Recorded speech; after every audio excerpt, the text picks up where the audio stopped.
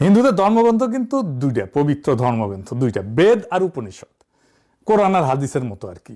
বেদে গরুকে বলা হয়েছে অজ্ঞা, মানে যাকে হত্যা করা উচিত না। কিন্তু আপনি যদি বেদ আরো গভীরভাবে পাঠ করেন, বিশেষভাবে ঋগ্বেদ আর সংস্কৃত যদি জানেন ভালোভাবে, তাহলে দেখবেন কেস করে খারাপ।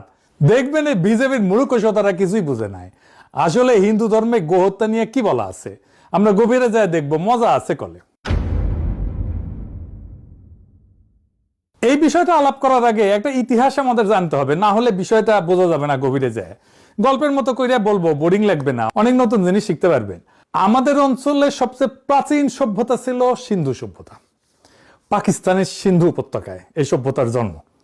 হিন্দু নামটা কিন্তু আইসছে এই সিন্ধু থেকেই, মানে ইরানিরা সিন্ধুকে হিন্দু বলতো, ইরানিরাই নাম দিছে হিন্দু।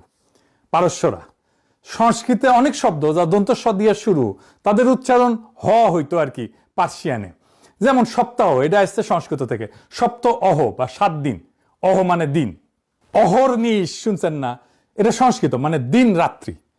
পার্সিয়ান ভাষায় সপ্তাহ হইতেছে হপ্তা, আমরা হপ্তাহ ইউজ করি, কিন্তু হিন্দুরা অসুর বলে না, অসুর ওই যে দুর্গা, মা দুর্গার সাথে থাকে অসুর, সেটা পারস্যে বলে আহুর। আহুর মাজদা পার্সিয়ানদের দেবতা ছিল, প্রাচীন পার্সিয়ানদের।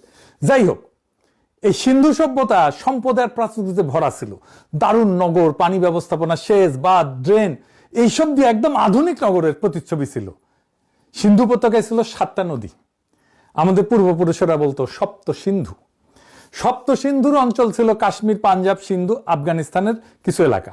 এই সপ্ত সিন্ধুর নাম ছিল সিন্ধু, বিতস্তা, চেনাব, রাবি, বিয়াস, সতলেজ আর সরস্বতী। হইল 7টা।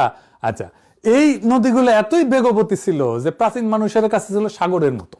আমরা এই 7 সাগরের ওপারে জগৎকে আলাদা জগৎ বলে মনে করতাম। একটা গান আছে না, শুনেছেন না, ওই যে আমি 7 সাগরের ওপার হতে তোমায় দেখেছি, আর মন ভ্রমর আর কাজল পাখায় ছবি এঁকেছি।